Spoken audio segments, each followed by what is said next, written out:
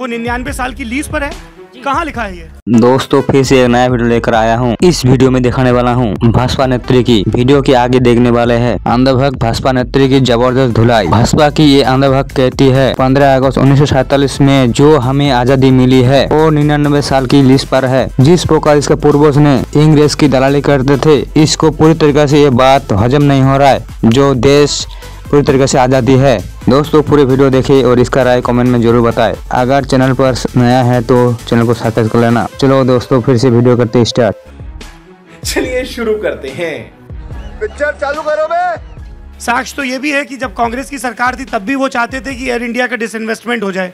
आपके टाइम पे नहीं हो पाया, बीजेपी अपनी पीठ थपथपा रही है, हमने कर लिया। देखिए दो तरीके हम लोग चाहते थे तो वो भी करना चाहते थे ये अपना जीएसटी लागू, लेकिन आप समझिए एक चाकू होता है, उससे जो डॉक्टर होता है वो किसी का इलाज कर देता है, उससे ही दूसरा आदमी होता है किसी की हत्या कर देता है।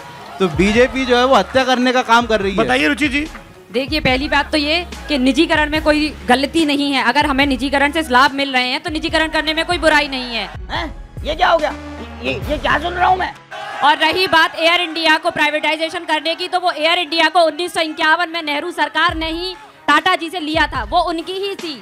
ऐसा नहीं है कि वो सरकारी थी। आप सरकारी कंपनी बताइए जिसका निजीकरण किया गया हो।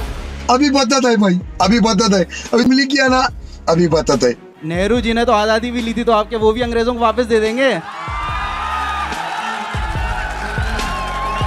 वो भी आपने कॉन्ट्रैक्ट बेस पर ही ली है, पूरी लड़के नहीं ली है। एक सेकंड। हाँ जी क्या कह रही हैं? वही मैं बता रही हूँ कि ये भी 99 साल की लीज। अच्छा हमको सिखा रही है। लीज पर ले पाए थे आप। अगर आप में इतनी कुव्वत थी तो पूरी आजादी लेते ना। उस टाइम क्यों आपने लीज पर ले ली? 99 साल की लीज पे? हाँ, ये जो आजादी हुई है ये 99 साल की लीज पर है। तुम्हें शर्म है? कुछ शर्म आया है? भारत कंप्लीटली आजाद नहीं है। खाओ माँ कसम। एक सेकंड।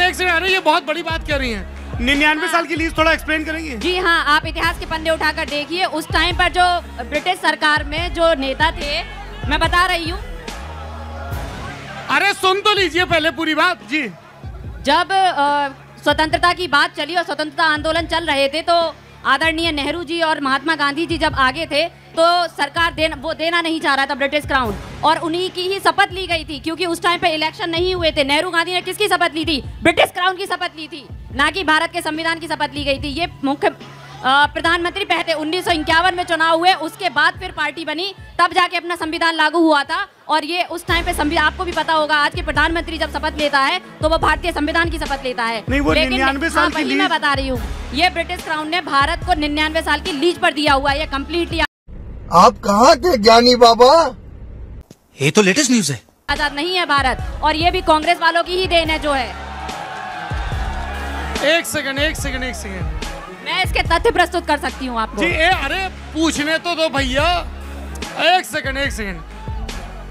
रुचि पाठक भारतीय जनता युवा मोर्चा की प्रवक्ता लल्लन टॉप अड्डे के मंच पर ये कह रही हैं कि हमें बरतानिया हुकूमत से, ब्रिटिश क्राउन से 15 अगस्त 1947 को जो आज़ादी मिली है वो 99 साल की लीज पर है।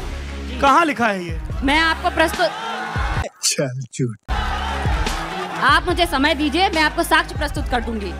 क्योंकि ये अगर इतनी बड़ी बात है, ये तो आज तक किसी प्रधानमंत्री ने इसका जिक्र नहीं किया, ना भाजपा के, ना कांग्रेस के, ना दूसरे दलों के। किसी संविधान विशेषज्ञ ने इस बात का जिक्र नहीं किया, ब्रिटेन ने इसका जिक्र नहीं किया, भारत ने नहीं किया।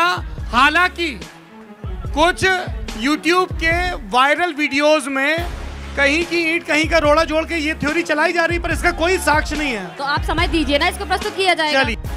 यही नहीं, अभी और सुनिए। Wake up to reality. नमस्कार, मेरा नाम रुचि पाठक है। सबसे पहले मैं स्पष्ट करना चाहती हूँ कि मैं भारतीय जनता पार्टी की कोई प्रवक्ता नहीं हूँ। एकदम इन्होंने वक्त बदल दिया, जज्बात बदल दिए, जिंदगी बदल दी।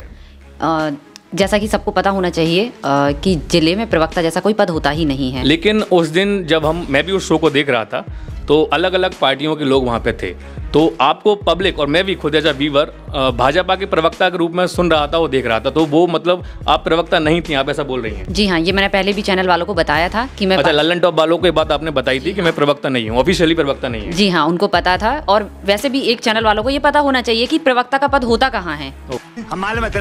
चल, मुझे आप ये बताइए, तो आपका फाइनल कंक्लूजन इसके बारे में क्या कहता है? देखिए, मैं तो यही चाहती हूँ कि अगर ऐसा कुछ नहीं है तो गवर्नमेंट राजपथ पर या फिर अपने लेटर पैड पर लिख कर दे दे कि ये जो भ्रम फैला हुआ है आम जनता में, ये दूर हो जाए कि भाई हम कंप्लीटली आज़ाद हैं। करवाली बेइज्जती। हम कोई ब्रिटिश सब्जेक्ट नहीं है, ना ही हमारे कोई रूल्स, उनके रूल्स हमारे ऊपर अप्लाई होते हैं, तो ये सारी चीज़ें क्लियर हो जाएंगी। और NRTI के जवाब दे दे, इनके जवाब क्यों नहीं दे रही है गवर्नमेंट? तो जो लोग अभी बोल रहे हैं कि ये व्हाट्सएप यूनिवर्सिटी का ज्ञान है, ये अधूरा ज्ञान है,